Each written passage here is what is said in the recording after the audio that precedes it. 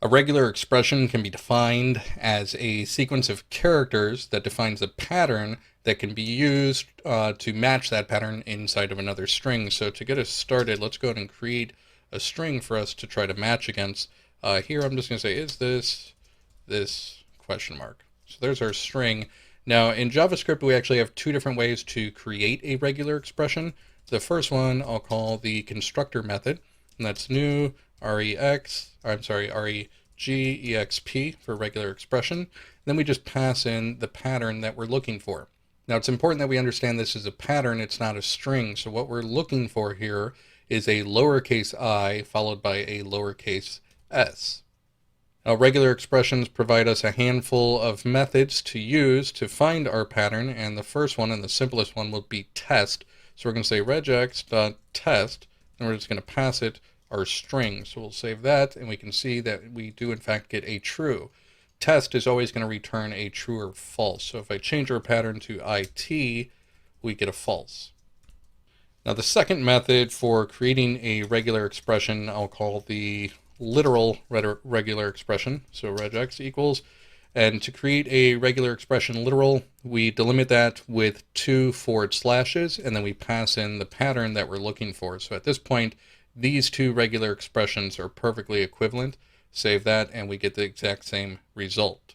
Now, if we wanted to get a bit more information about our match, we could use the execute method on our regular expression. So I'll say regex.exec, and again, I'll just pass in our string. And when I save that, you can see that we get the match that was found. We also get its index. In this case, it's 5. So if we look at the string, 0, 1, 2, 3, 4, 5 is where it found that match. And then we get the source input for a regular expression.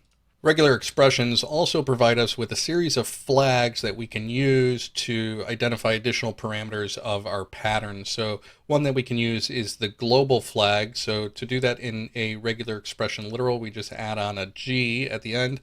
In the constructor version, it's just the second argument, and we pass it in as a string. So now when we run this, we're actually going to get the exact same result. However, if we run it twice, what we'll see is that it actually found our pattern once at index 5 and once at index 10. And if we run it one more time, we'll get a null. So the result of test is always true or false, whether or not we found the string, whereas exact will return null when it doesn't find the string. This also exposes that regular expressions are state aware. So the first time we ran it, we got our index of 5. The second time we got it, we got our index of 10. And the third time, we didn't find it at all, so we got a null. So if we don't find the string, exec will return null. If we do it a fourth time, it'll actually start over. So you'll notice that it only found our pattern 2 times, and then it went to null. So it found this lowercase I followed by s, and it found this lowercase I followed by s.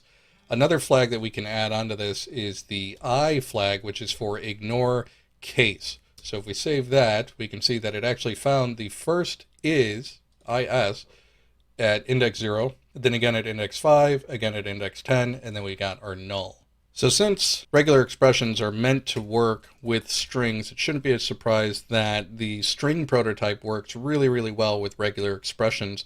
So one thing we can do here is execute a match from the string prototype and pass in our regular expression, and that's going to return an array of each of the patterns that were found in our string.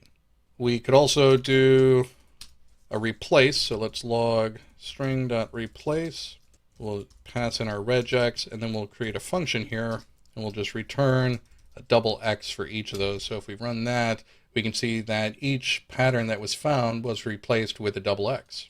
Also using the string prototype, we could do a string.search for our regex, save that, and what that will return is the index of the first pattern found. If I get rid of the ignore case flag, you'll see that that index is 5 for this guy right here. So for the purposes of this series, we are going to set up a quick little regex highlighter. So I'm going to add a pre tag here, and then I'm just going to drop in some styling. So we're going to say pre, I'm going to give that a line height of 2. And then what we're going to do is we're going to use the string prototype replace method to replace all the patterns that we find and wrap them in a span. So on those guys, We're going to give them a background color of EEE. We're going to give them a padding of 1 pixel. And we're also going to give them an outline of 1 pixel solid. We'll make that a little darker, call it 999. Then in our code, we're going to create a method called output. It's going to take in our string, our regex, and a target, which in our case will be the pre. And we're just going to say target.innerHTML is equal to string.replace, pass in our regex, take our string, and we'll return a template literal with a span, and then we'll just pass in our string. So now we should just be able to say output string regex, and then document dot query selector pre. And we can see that our patterns are in fact being highlighted. And if we wanted to go ahead and save that with an ignore case flag, we can see that all 3 ISs are being highlighted. Finding a plain text pattern with regular expressions is fairly trivial. So we're going to have a string here called, or it's going to read cat sat on the hat period. So if we wanted to find the pattern CAT, we could just set up a regular expression to CAT, save that, and we can see that we are in fact getting cat. If we wanted hat, we just change that there. If we wanted sat, we save that there.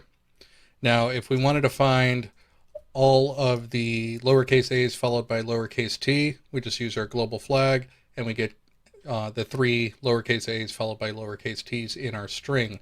Now, if we wanted to find all of the strings that are a character followed by AT, we can use the meta character dot. So now you can see that we've identified the 3 patterns that our regular expression represents. So we've got cat, sat, and hat. Now, the dot meta character identifies any character, including letters, digits, and a dash, but not a line break. So if I save that, you can see we've got a pattern on each and every one of these guys, including the non-breaking spaces. If I go up here and add some line breaks to our string, everything is going to work just fine. But what we can do is say we're looking for any character followed by any character followed by any character.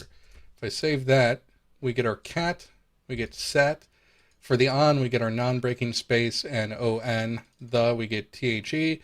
And then after that, we've got a non-breaking space followed by ha. So that's one pattern. But then we've got a t and a dot, and it doesn't have a third character, so that is not a match.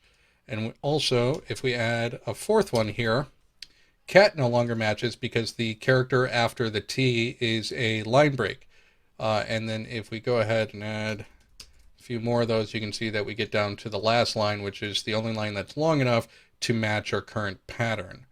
Now, if we wanted to match a literal dot in our string, we need to escape it since the dot is a meta character in regular expressions. So to do that, we just add a backslash right before the meta character that we want to match as a literal character. And then you can see that we in fact match the dot in our string. When we want to find a repeating value or character in our string with regular expressions, we can use something called a quantifier. So to illustrate that, I'm creating a string here with 7 A's, 7 lowercase a's in a row. And if we wanted to find, let's say 4 A's, we could do 1, 2, 3, 4. I'll go ahead and throw in global for now. And you can see that we do in fact match our literal string text pattern of 4 A's. We can shorten that with a quantifier, which we identify in curly brackets, and then we just tell it the number of characters that we're looking for. So if I save that, we get the exact same match. If I want to change it to 5, we'll get wherever 5 A's in a row occur. Now we can add a comma here, and what this means is at least whatever the value is to the left, so in our case the 5, so we're saying at least 5 onto infinity.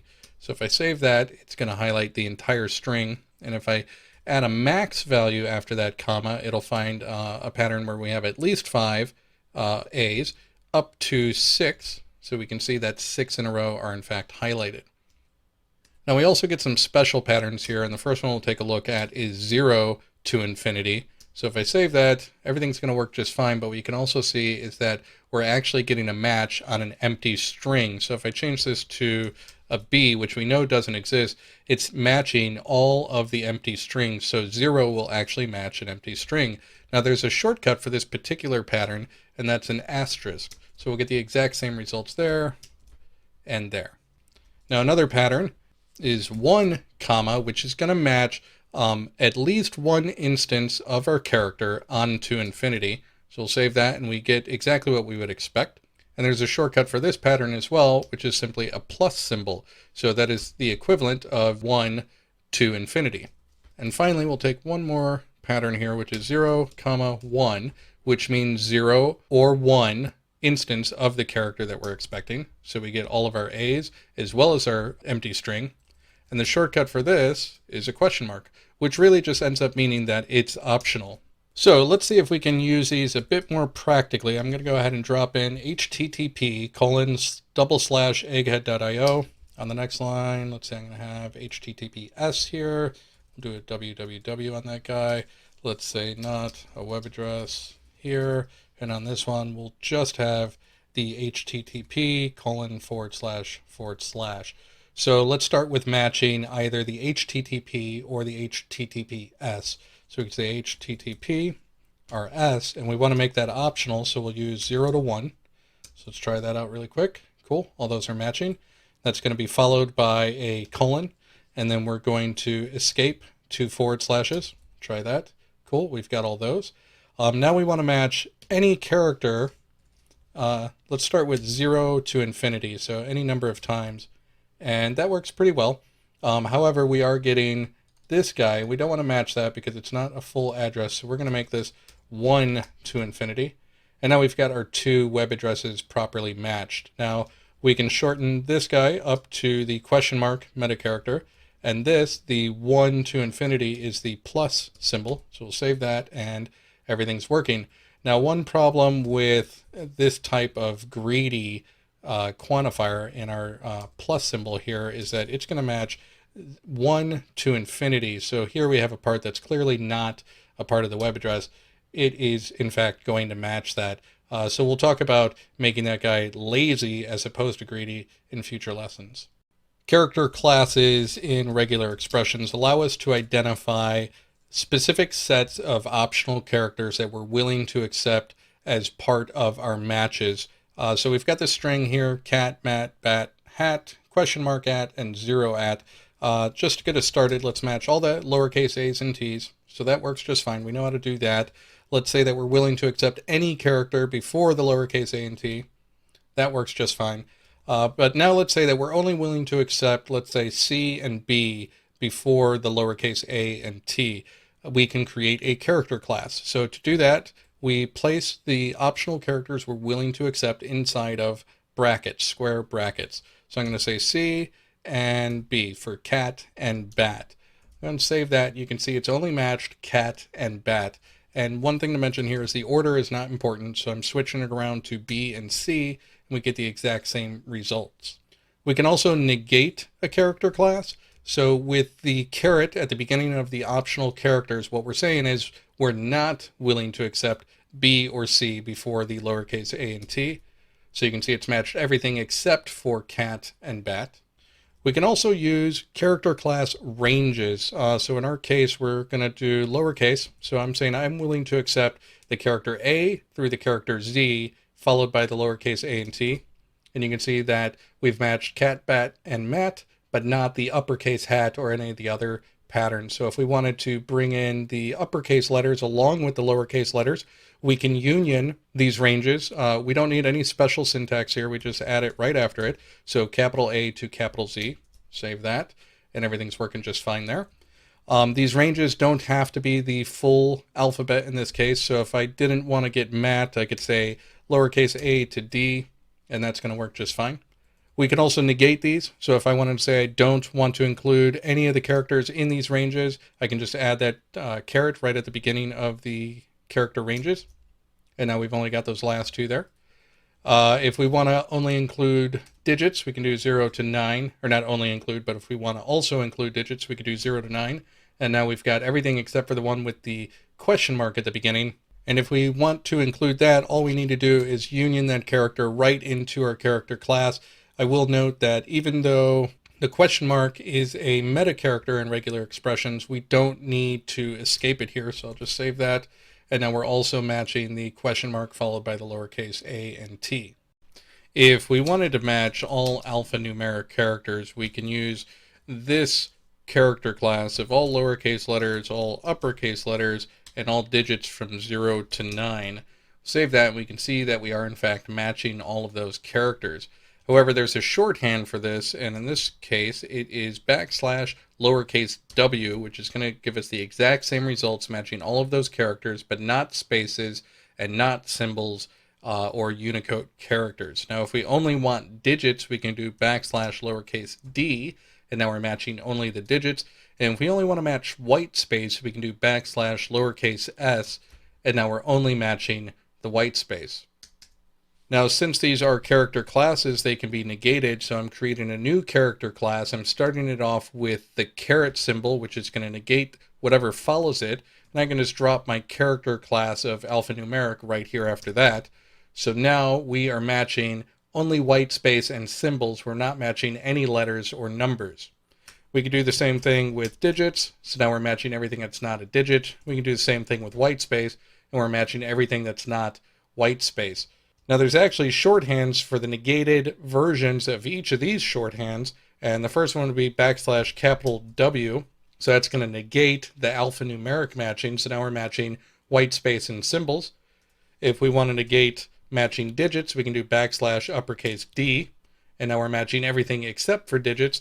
And if we want to do the negation of white space, we can do backslash uppercase S, and now we're matching everything except for white space. Capturing groups allow us to group together parts of our regular expression and then allows us to apply quantifiers to those groups of characters. So let's go ahead and create a string here, and we're going to say foo, foo bar, foo baz, and foo boo. So in our regular expression, let's say that we want to capture foo bar and foo boo. First, let's start with foo. We know how to do that. We're capturing all of the foos. And if we just wanted to get foo bar, we could just add bar there. But if we want to get foo bar or foo boo, we can create a capturing group. And we do that with parentheses. So we just add the strings that we're looking for here. So in this case, it's going to be the exact same result. We've just added bar. But unlike a character class, these characters aren't optional and they need to be in this order. We're specifically looking for bar after foo. Now to get foo boo as well, we can add alternation by using a pipe delimiter to identify the options that we're willing to accept. So in this case, we can just say foo boo. And now when we save that, we've got foo bar and foo boo both highlighted.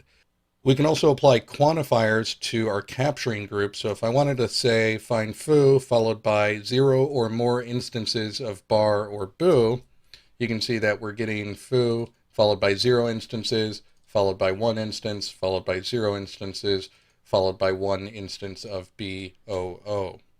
So I'm going to go ahead and drop the quantifier there, and we're going to take a look at how capturing groups actually provide us a little bit more functionality than just being able to apply a quantifier to a group of characters. So we're going to console log string.replace, pass in our regex, and then we're going to use a reference to our capture group. And the way we do that is with a prefix of a $, and then a numeric value representing the index of that capture group. Now we've only got one capture group here, so the index of it is 1. It's not 0 bound. So let's say we're going to replace it with double asterisk around the value that we got from our capture group. So we'll jump over here and load up our DevTools.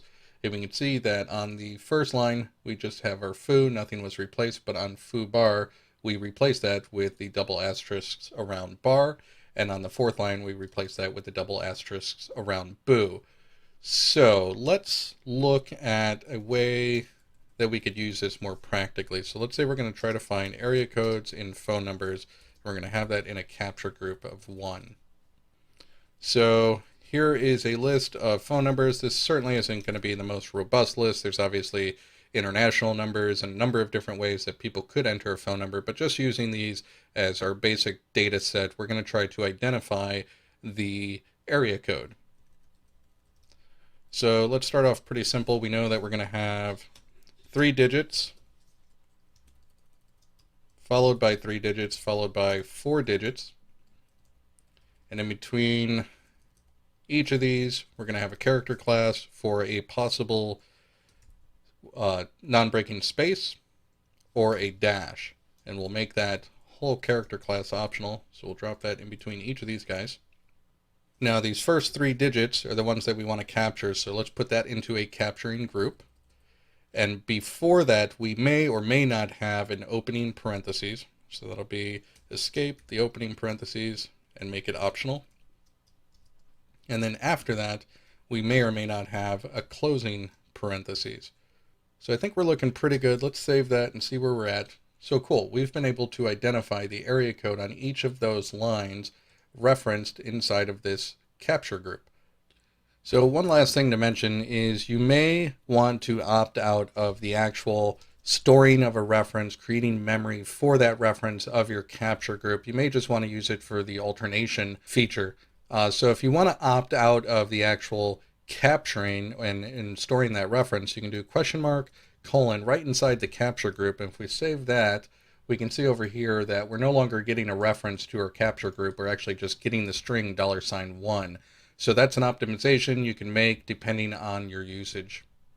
If we wanted to match a pattern that's followed by another pattern, but we don't want to include that second pattern in our match, we can use something called a look ahead. So I'm going to have just our kind of standard foo, foo bar, foo baz, and foo boo. And then in our regex, we are going to set up, let's go ahead and first capture foo. So we know how to do that. We've captured all the foos. We also know that we can use a capturing group to capture foo bar or foo boo, let's say. So now we're capturing both foo bar and foo boo. But let's say that we want that result, but we only want to capture foo where it's followed by bar or boo. So what we can do is use a look ahead. So right here in our capture group, we do question mark equals.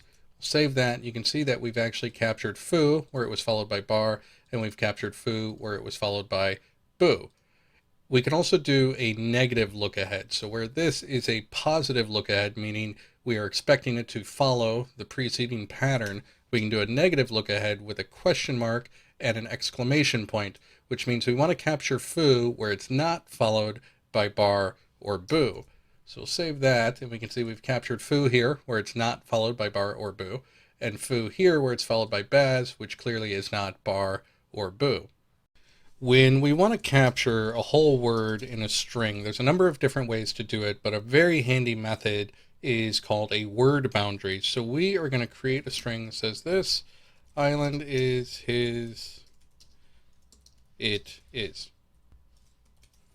So what we want to do is capture the word is, and you can see that lowercase I followed by lowercase s occurs a whole bunch of times in this string, and we just want to capture the actual word is. So here's our regex, and we'll start off by just capturing is, and we can see we're going to get that all over the place. We're technically capturing what we want, but we're also capturing patterns that we don't want. And we could try to get a little tricky with this and say it's is followed by a white space, and that kind of gets us there, but it includes this guy, and it doesn't include the is at the end. And if we try to do something like make that optional, we're pretty much back where we started. So the way we're going to do this is with a word boundary, and the way we identify that is with a backslash and lowercase b. So in this case, we're looking for words at this moment that start with is. It's a whole word that starts with is, and we've got our two ises, but we've also got island. So what we can do is add another boundary at the end, and what we're saying is that this word starts and ends with I followed by s. And now we've got our two ises in our string.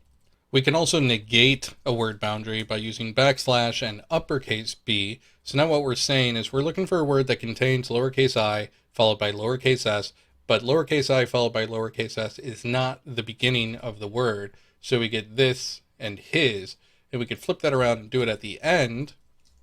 So backslash uppercase B after I followed by S means we're looking for a word that contains I followed by S, but I followed by S is not the end of the word, so we get island. We could also do this with something like history, which contains IS, but it's neither the beginning nor the end. So if we keep that at the negated end version, that's going to work. And if we add the negated beginning version, we're going to get history as well. When we want to find the same match 2 times using regular expressions, we can use something called back references. So I'm going to create a string here. It says it was the thing. So I've got the there twice, and it's a very common typo. We're going to go ahead and create a regular expression. And let's start off by capturing the THE. Okay, so now we've captured both THEs. We're going to say that is potentially followed by a white space. And now to identify the second instance of our first capture, we use a back reference, and that's identified by backslash and then the index of our capture. So we've only got one capture in our regular expression here. So this \1 represents whatever it was we captured in our first capture. So if I save that, you'll see that we've got both of them there. It's working just fine. We've captured both thes. What we could do to only capture the first one is use a look ahead. So now we're saying we're looking for the followed by the potential white space followed by the exact same thing we captured in our first capture. So I'll save that, and now we've just got the first the with the space.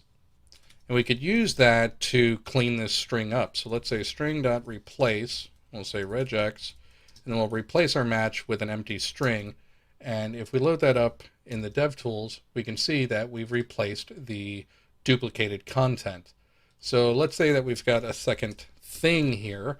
Obviously, we're not identifying that because we're looking for the actual capture group THE. So let's go ahead and just say that's any number of word characters. Save that, and we can see that we've identified the THE with the space and the THING with the space. And then in our replace function, we've replaced those duplicated characters and just came up with it was the thing without the duplicated words. Now, a common use for this is stripping content from HTML or stripping HTML out of content. So let's say we're going to have a bold tag here. It's simply going to say bold. And we're going to have an italics tag here. It's simply going to say italics. Now, this isn't going to work so great in our pre-output, but what we're going to do is replace it with our replace function. So let's go ahead and build up this string to grab the inner HTML or the inner content of each of these tags. So we know we're going to start with a tag that's going to have something in it. And we know we're going to close with a tag, so we'll escape that /. Now inside of this tag, we are going to capture any number of word characters. And to match that at the end, we're simply going to use our \1. Now, to get the content inside of that, we're going to have another capture group here, and that's just going to be whatever's in there, any number of characters or spaces or whatever. So we'll save that, and what we'll do here is we'll replace all of our matches with a reference to our capture group, which in this case is 2. So you see this one right here, the beginning of the tag is 1, and we reference that at the end of the tag. So this capture group here is 2. So let's just replace our matches with $2, referencing that second capture, and then we'll throw in a line break. So we'll save that, and now in our console we can see that we've got our bold out of our bold tag, and we've got italics out of our italics tag. When we want to capture the beginning or end of a line, we can use something called a line anchor. So for our example here, I'm going to set up a string that just represents a date, and in our regex, let's say we're just going to try to get the 12. So cool, we've got the 12. Let's go ahead and put another date after this and say that's going to be 12-16-13. Again, we're only going to get the 1, so if we want to get the second one, we've got it. But let's say we've got, we only want to get the 1 at the beginning of the line. We can do that at the very beginning of our regular expression with a caret. Now, we've used carets in the past inside of character classes where they represent the negation of whatever characters are inside of that character class. Outside of a character class, a caret is used as a line beginning operator. So if I save that, you can see that we only get the 12 at the beginning of our line. Now let's go ahead and break this into 2 lines. We've got our line beginning anchor followed by 12, and we've got global on, so the expectation here is probably that we're going to highlight both of the 12s, and that's simply not what happens. And to illustrate what's going on here, we could do a regex.execute string, bring that up in the DevTools, and what we'll see is that the input is treated as a single line that just happens to have a line break in it. We could recreate that by manually adding the line break with a \n, and we're going to get the exact same result. So let's go ahead and put that back on 2 lines, and the way we're going to get to this is by adding a new flag that is identified by the letter M, and that is the multi-line flag. So we save that, and we can see that we've actually identified both of the 12s that begin each of our lines. And what the multi-line operator does, or the multi-line flag does, is it says a line can include a line break. So it essentially finds any line break followed by any character that we identify as a new line. So we've got that in place. Let's add a couple more dates here. Let's do 11-12-16 and 12-12-2016. So that should be sufficiently confusing. So we're identifying all the months of 12 in our data, but let's say we only want to get the ones that occur in December, represented by 12, in the year 2016. So we could say any number of characters, 1 or more characters, followed by 16. And we're pretty close. We've got the 2 dates we're looking for, but we're also including this guy right here, which is a 12, followed by any number of characters, and then a 16. So since we know that we want that character or that character set of 1 followed by 6 at the end of the line, we can use the end line operator, which is represented by a $. So now we're saying that the line should begin with 1, 2, be followed by any number of characters, and end with 1, 6. So if we save that, we now have the beginning and end line operators that we're looking for, and we've identified 12, 1, 16 and 12, 12, 16.